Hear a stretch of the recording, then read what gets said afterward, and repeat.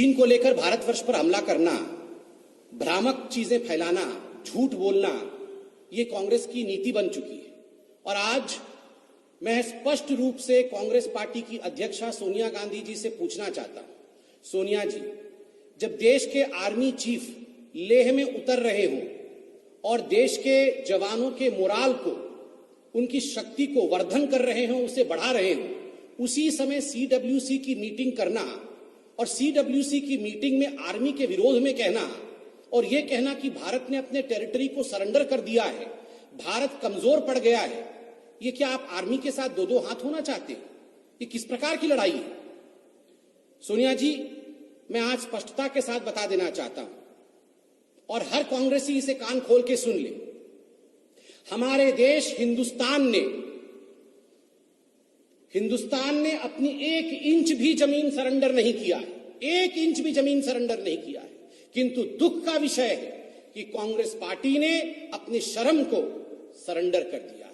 India has not surrendered an inch of its land, but Congress, I am sorry to state, has surrendered its shame. ये बहुत ही दुखद विषय है। रोज सुबह आप लोग चालू हो जाते हैं, सरेंडर कर दिया, सरेंडर कर दिया, सरेंडर कर दिया। ये किस प्रकार की बात है? हमारे देश पर चाइना की कोई कब्जा नहीं किया हुआ है।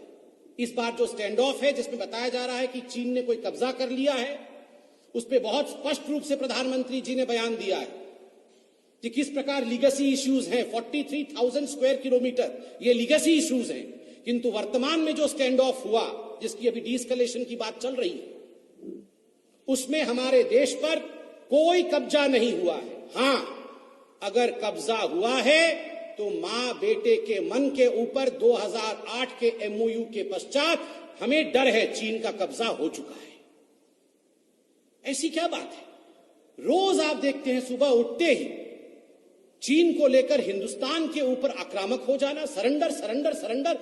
इनको ये सैडिस्टिक प्लेजर क्यों मिलता है? Why does the Congress want to derive some kind of sadistic pleasure when India, by showing that India is not performing well? Bharat की आर्मी ठीक नहीं कर रही है, भारत की आर्मी और मिलिट्री ने सरेंडर कर दिया, हमारे कब्जे से जमीन चली गई है, भारत हार रही है, भारत के प्रधानमंत्री कमजोर हैं, वो सरेंडर कर रहे हैं। ऐसे शब्दों का प्रयोग करके कांग्रेस पार्टी जो एक अद्भुत प्रकार की खुशी अनुभव करती है, एक सैडिस्टिक प्लेजर अनुभव करती है, ये अपने आप में न केवल चिंतनीय है, अपितु ये दर्शाता है कि साजिश भी है, कहीं ना कहीं कुछ साजिश है। मैं टेलीविजन चैनल के सामने खड़ा हूं, 1 बजे 2 बजे आप टेलीविजन चैनल ऑन करते हैं तो एक सीरियल आता है एंटरटेनमेंट का हर टेलीविजन चैनल में, सास बहू और साजिश। सुबह 9 बजे टेलीविजन चैनल ऑन करिए आजकल तो मां बेटा और साजिश, मां बेटा और चाइना को लेकर हर प्रकार का षड्यंत्र और साजिश देश के मिट्टी में जिस प्रकार से सोनिया जी और राहुल गांधी कर रहे हैं, ये बहुत ही दुखद है।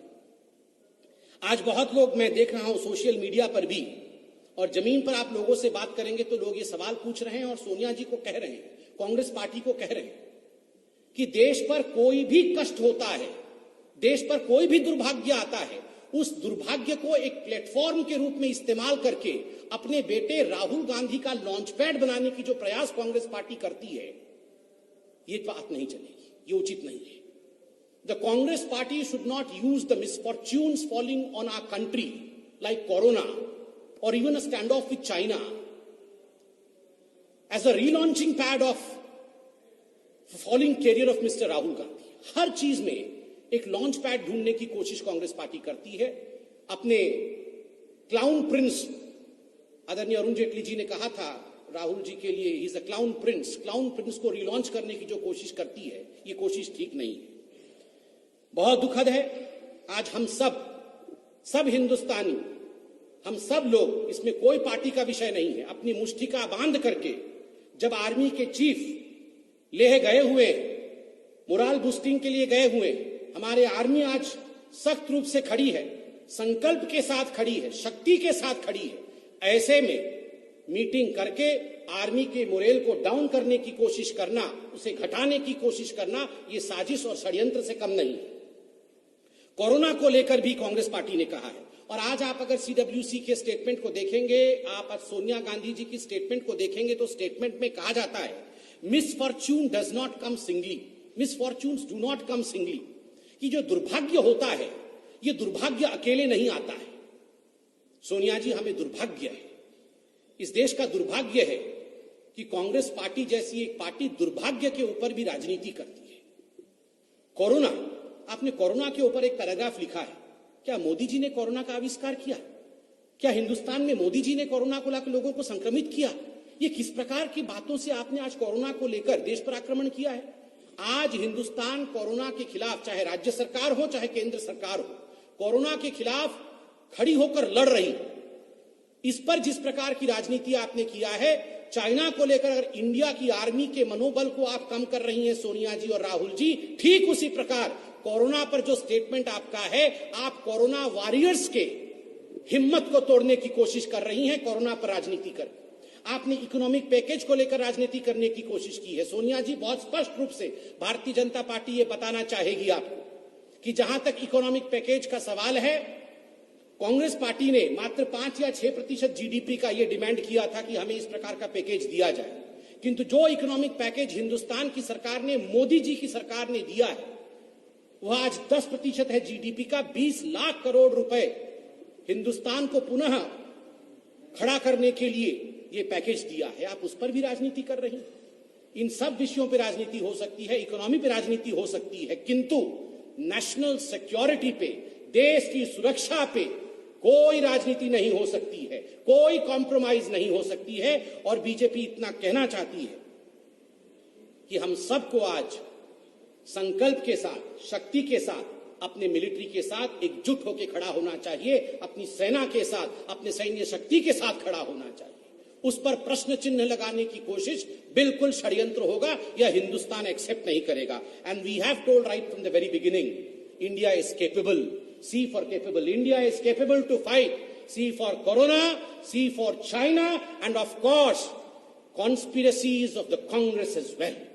We can fight over all this, and let me assure you that India will emerge victorious. Victorious of all the quote unquote misfortunes that Sonia ji was talking about. It's misfortunate that there are legacy issues. As far as you were talking about areas in the country, 43,000 square kilometer. Isn't that a misfortune? Was that fortunate? आपने 43,000 square kilometre, एक बड़े राज्य के बराबर होता है, आपने उतनी जमीन कंसीड किया है, और आज सुबह सुबह उठ के आप लोग सरेंडर करके सैडिस्टिक प्लेजर डिराइव कर रहे हैं। A pandemic of huge proportion, and now by a full-blown crisis on the borders with China. Much of each crisis is attributed to the mismanagement of the BJP Modi government and the wrong policies pursued by it. The altogether effect of all this is widespread misery, fear, and danger to the security and territorial integrity of the country. Now, we have discussed the economic crisis before, a number of times before. Since then, it has become even worse. The Modi government refuses to listen to good advice. The need of the hour is a massive fiscal stimulus, putting money directly in the hands of the poor, protecting and nurturing the MSMEs and stimulating demand.